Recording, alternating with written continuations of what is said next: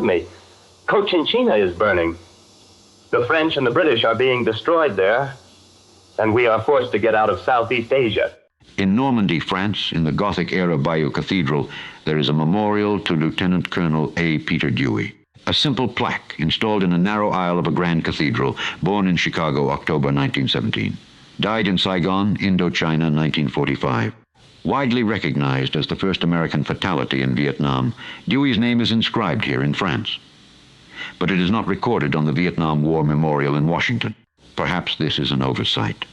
Why would a young American soldier be memorialized in a French cathedral? And again, on a modest village lane, the French named Rue Peter Dewey. Understanding the brief life of Albert Peter Dewey will answer the question. His heroic accomplishments, all achieved before his 28th birthday, deserve to be more widely known. The New York Times' Arthur Krock wrote of him, "Peter Dewey was modest in manner. His muscular power was only exceeded by his physical daring, and that was surpassed only by his moral courage. This is the story of a hero America forgot, told to preserve it and to celebrate his sacrifice." Next, the morning of September 26, 1945. It did not start well for Colonel Peter Dewey, nor did it end well. Death is something inevitable. When a man has done his duty to his people and his country, he can rest in peace. Nelson Mandela wrote those words. Peter Dewey lived them to their end. Me. Cochinchina is burning. The French and the British are being destroyed there, and we are forced to get out of Southeast Asia. Saigon, the night of September 25th, 1945. In a room at the Hotel Continental, Colonel Peter Dewey does not sleep. Through the fitful dark, he replays a single meeting. British General Douglas Gracey, newly arrived, 20,000 troops of the 20th Indian Infantry Division behind him, has ordered the Americans out of Vietnam. Oh. You and your team have stirred these people up with talk of independence, Colonel. I am the Supreme Commander in this region, and only I fly national colors here. Oh. Take that flag off your Jeep. Me. General, a week ago, my men brought more than 4,000 Allied prisoners out of the Japanese camps. Many of them were British soldiers, and this is your answer. The order stood. The stars and stripes came off the Jeep. From that hour, Dewey's Jeep carried no markings at all. No flag, no colors, nothing to say who rode inside. Remember the bare hood of that Jeep. Morning rose gray and steaming over Saigon. Groggy and tired, Dewey packed in a rush. His flight home was due, and his driver, Major Herbert Bluchell, was waiting. At the front desk of the Continental, the clerk was slow with the bill. He threw his bags in the back of the waiting Jeep and offered Bluchell only a cursory salute. Midway to Tan Son Nhut Airport, Dewey remembered. His dog tags were still in the hotel room. Me. My tags. Herb, I left them in the room. There's no time to turn back. Collect them after your plane's away, Colonel, and forward them to the Washington office. You won't miss that flight on my account. But at Tan Son Nhut there was no plane. Dewey's aircraft had not arrived. Flights in and out of Saigon were sporadic at best. It did nothing for his mood. They left the bags at the field and drove back into the city. At the hotel retrieving the dog tags, the two officers were met with terrible news. Vietnamese guerrillas had ambushed one of their own, Captain Joseph Coolidge, as he escorted a French family in from the countryside to the safety of Saigon. Coolidge was critically wounded. And then, remarkably, a group of recently defeated Japanese soldiers came to the Americans' rescue and carried him to a British field hospital. Dewey and Bluchell raced to the hospital. At the bedside, they saw that the wounds were horrific. Coolidge hovered near death. Help me. Look at him, Herb. He was moving a family to safety. That's all he was doing. This is what martial law has brought us. Easy, Colonel. He's alive. The British surgeons are good. He has a chance. Visibly angered, the men returned to the airport and found Dewey's flight still had not arrived. It was almost noon. Frustrated and hungry, they decided on lunch at the villa the OSS had rented near the Saigon Country Club and to wait there for news of the plane. Leaving the hospital, Dewey insisted on driving. He thought it might clear his head. Colonel, let me take the wheel and let's use the main road. It's marked and it's defended the whole way out. Help me. I need to drive, Herb. It clears my head. And the back road is direct. We'll be at the villa in 10 minutes. Over Bluchell's objections, they switched places. Dewey took the shorter, undefended back road. The drive was uneventful at first, his thoughts drifting to the hundreds of prisoners his team had brought home, and then, inevitably, back to General Gracey. Vietnamese rebels had thrown up crude roadblocks throughout Saigon, one of them only a few hundred yards from the OSS villa. An unsuspecting Dewey eased the jeep into a labyrinth of fallen logs. Vietnamese guards met the jeep, a jeep traveling without identifying markings by General Gracey's order, and concealed in the roadside ditch lay a young insurgent armed with a machine gun. Angered by the barricade, his mind on his wounded comrade, Peter Dewey swore at the guards, an epithet about the shooting of Captain Coolidge. He cursed them in fluent, flawless French. To the men at the roadblock, the unmarked jeep carried a French officer. The words were barely out of his mouth when the machine gun opened fire. Mortally wounded, Dewey's foot pressed hard against the accelerator. The jeep careened headlong into the ditch and overturned. Herbert Bluchell, shielded by the wreck, understood in an instant. Peter Dewey was dead. With small arms fire grazing him, Bluchell scrambled more than 500 yards to the safety of the OSS compound. Roadblock on the back road, machine gun in the ditch. The colonel is dead. Peter's dead. He never had a chance. A firefight ensued around the compound. And out at the Crossroads, the insurgents examined the man they had killed and discovered their mistake. Not a French officer, an American, an early champion of their own liberty. They concealed Peter Dewey's body. It has never been recovered. He died 12 days short of his 28th birthday, the first American to fall in Vietnam. A jeep with no flag, a curse in perfect French, a body never brought home. To understand how Peter Dewey came to that crossroads, we must go back to Chicago and to a house his family called Over Yonder. Where did this man come from? Told me, a green ether of mists in a hollow among orchards spiced in white blossoms. That is how I described the Abbey the summer I was 21. Told me, I believed that summer would never end. June 1940, Bordeaux, France. A young American in a Polish lieutenant's uniform stands in a visa queue that does not move, while German tanks close on the city. To understand how he got there and how he got out, you have to begin in Chicago. Albert Peter Dewey was born on October 8, 1917, to a prominent Chicago family. His father, Charles S. Dewey, served as a Navy officer in the First World War, then rose at the Northern Trust Company, where his clients included the government of Poland itself. In 1924, Charles Dewey was appointed an Assistant Secretary of the United States Treasury. He would later sit as a director of the Bank of Poland, and later still served 2 terms in Congress. Peter's mother, Marie Suzette de Marigny Hall Dewey, descended from the French governor of a colonial Louisiana. In this family, French was not a school subject. It was an inheritance. The family home in North Chicago was an English Georgian house designed by the architect David Adler. The Deweys called it Over Yonder. The postings came like chapters. Washington, 1924. Then Warsaw, November 1927, when his father joined the Bank of Poland. Peter learned the language of every address, French, German, Spanish, and in Warsaw, fluent Polish. There is a photograph from those years. Peter, in his Boy Scout uniform, standing before the tomb of the unknown soldier in Warsaw, at a wreath-laying beside his parents and the dignitaries of a hopeful young republic. Summers belonged to Normandy, the ancient Abbaye Sainte-Marie at Lange-sur-Mer near Bayeux. Charles Dewey bought the 12th century abbey in 1932 on a hunch that the place was historically significant. Bayeux, remember the name.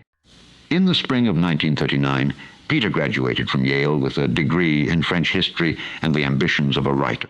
He and his father sailed for the abbey, landing at Le Havre on August 15. His mother followed 2 weeks later. Few in Europe registered the changing climate. Germany's ambitions were well concealed. But Charles Dewey, known at the highest echelons of the Polish government, saw it plainly. That spring, he offered a word of caution to Poland's commander-in-chief, Marshal Edward Rydz Smigly. Poland, he warned, would be crushed in the event of war. The marshal dismissed him. On September 1st, 1939, days after Peter's mother stepped ashore in France, Germany invaded Poland. Within days, refugees flooded into France, and the Dewey summer ended overnight. The family threw open the abbey, and the old stone sheltered hundreds displaced by the war, while the Deweys scoured the countryside for extra cookware and table service. Americans abroad were called home. The Deweys booked passage on a ship crowded with evacuees and returned to Chicago. The Abbey was left first to the refugees, and in time to the occupying German army. Peter lasted about a month. On a tip from his brother and a recommendation from his father, he secured a post with the Chicago Daily News and flew back toward the war aboard a Pan Am clipper, then the most novel way a man could cross an ocean. From the paper's office at the Place de l'Opéra, he negotiated cable rates and studied the war. From his apartment, he studied Paris. The handsome young American with perfect French and fluent Polish found every door open: Poland, the salons, the cabarets, the Polish government in exile. Me. The Poles I grew up among were a nation in exile now. Their officers filled the cafes of Paris with nowhere to report. I could not sit at the next table and simply watch. Moved by the plight of the Polish people, Dewey negotiated a commission as a lieutenant in the Polish army, an ambulance driver, and raised American money to buy the ambulances themselves. Then the party in Paris ended. The German army broke through, and Dewey decided to go home. But not before going south to Bordeaux to direct a fleet of ambulances toward the front. The bombing of Bordeaux began soon after he arrived.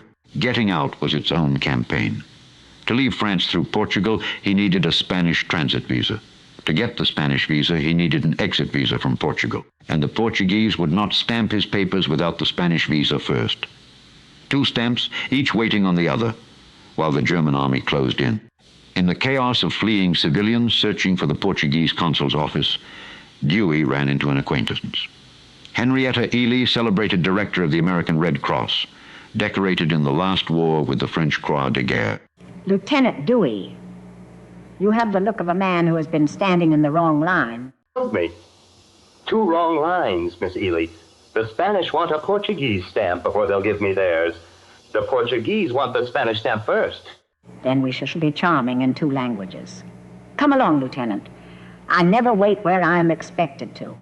She was as good as her word. Ely, with Dewey in tow, charmed her way into both consulates, past queues of the desperate, and walked out with the visas in hand. Hours before German tanks roared into Bordeaux, they fled in Ely's olive-drab Buick, a Pekingese dog on the seat, and a trunk stocked with champagne and sardine. Me. Champagne and sardines, Miss Ely? The essentials, Lieutenant. A war is no excuse for poor provisioning. For several days, the Buick wound south through Spain and into Portugal. In Lisbon, they boarded the SS Manhattan, and on July 18, 1940, sailed into New York Harbor. Peter Dewey was 22 years old. He had watched Poland die and France fall. He had driven ambulances toward one German army and outrun another. Me. Everyone on that pier said the war was over there. I knew better. It was coming for us, and I did not intend to watch it arrive from behind a desk. Next, America gears up. Law school, a memoir, a Rockefeller mission, and a war Peter Dewey refuses to sit out. August 1944. 3 B-17 bombers cross the night sky over occupied France. In their bellies, a handful of Americans check their parachutes. The youngest officer among them is 26 years old, and his name is Peter Dewey. He has already been a reporter, an ambulance driver, an escape artist. Tonight he becomes something else. Tonight he jumps.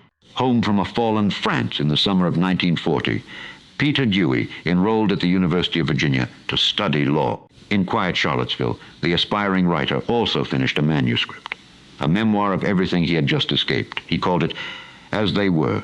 The law books did not hold him long. In 1941, he joined the Office of the Coordinator of Inter-American Affairs, the CIA, a federal agency working to counter German influence in South America. Its chief was a family friend, Nelson Rockefeller. On agency business in London, the 24-year-old found himself seated beside General Charles de Gaulle as the general's translator through days of meetings. Dewey came home carrying letters in de Gaulle's own hand, directing the Free French in the United States to cooperate with the American. In 1942, Dewey traded his desk for a uniform and left the CIA to join the United States Army. That August, while on leave, Lieutenant Dewey married Nancy Weller of Washington, D.C. The honeymoon lasted days. Then the Army's Air Transport Command sent him across the ocean, attached to the Office of Strategic Services in Algeria, which brings us back to the night sky over France. August 1944, Operation Etoile. Dewey commands a French officer, a radio operator, and 8 others. Among them Jack Hemingway, son of Ernest. The teams jumped by night from 3 separate bombers, and the night scattered them 20 miles from the target. Peter Dewey's first task on French soil was to cut himself out of a tree. Me, 20 miles off the drop zone, and I began my war in France hanging from an apple tree. All right. We find the others, and we find the radio. Told me, Washington needs to know where the Germans are, not where we aren't. Over 6 weeks behind German lines, Dewey's team reported enemy troop movements, captured 384 German soldiers, opened the way for 5,000 more to surrender, and sent 2 downed American pilots home. And then there is the story his men never stopped telling. Dewey commandeered a German vehicle, slipped into a column of retreating Germans, and rode along beside them, gathering intelligence in the fluent German he had learned as a boy. For Étoile, Dewey received the OSS Legion of Honor, the French Legion of Merit, and his second Croix de Guerre. These are the honors engraved on the plaque at Bayeux Cathedral. In 1945, he came home to Washington, to Nancy, and to an infant daughter he had never met. It could have ended there. In late July, new orders came. Indochina. Operation Embankment.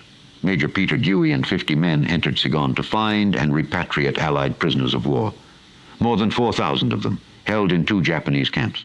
The OS chief, Bill Donovan, gave the young major a title, the American in charge. The prisoners came out of the camps. The politics proved harder. Indochina at the end of the World War was an explosive jigsaw. More than 30 Vietnamese factions, a broken French colonial order, and a general uprising gathering around a man named Ho Chi Minh. On the day of his arrival, Dewey drove into a city in riot and restored order, freeing several hundred French residents jailed by vengeful crowds. Told me, 50 men and a city coming apart at the seams. We are not here to take sides. We are here to bring prisoners home, every last one of them. Told me, whatever else happens in Saigon, that is the mission. Then the British arrived. General Douglas Gracey declared martial law, rearmed the French, and dismissed the Vietnamese. Almost immediately, Peter Dewey came to the general's attention, and not in a promising way. Major Dewey, in this theater, only the Supreme Commander flies national colors. And that is not you. You will strike that flag from your vehicle. Told me, General, my men emptied 2 Japanese prison camps, 4,000 Allied soldiers, a great many of them British. Told me, the flag those men cheered at the gates is the one you are ordering me to strike.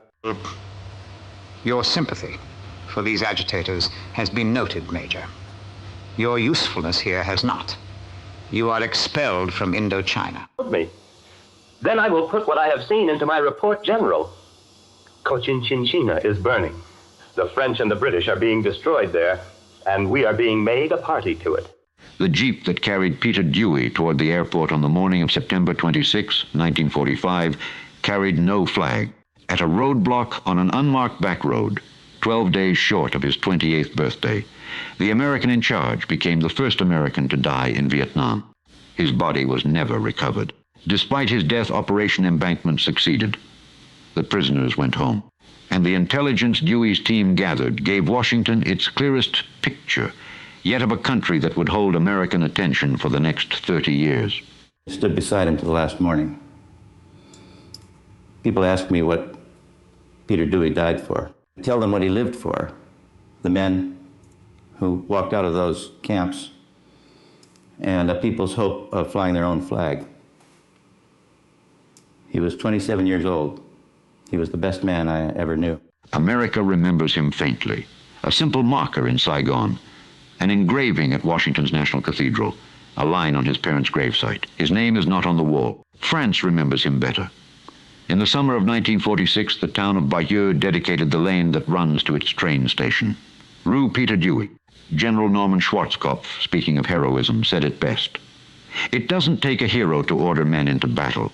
It takes a hero to be one of those men who goes into battle. In the Gothic-era cathedral at Bayeux, in a narrow aisle, a simple plaque keeps his story still. Born Chicago, 1917. Died Saigon, 1945. Peter Dewey, the American in charge.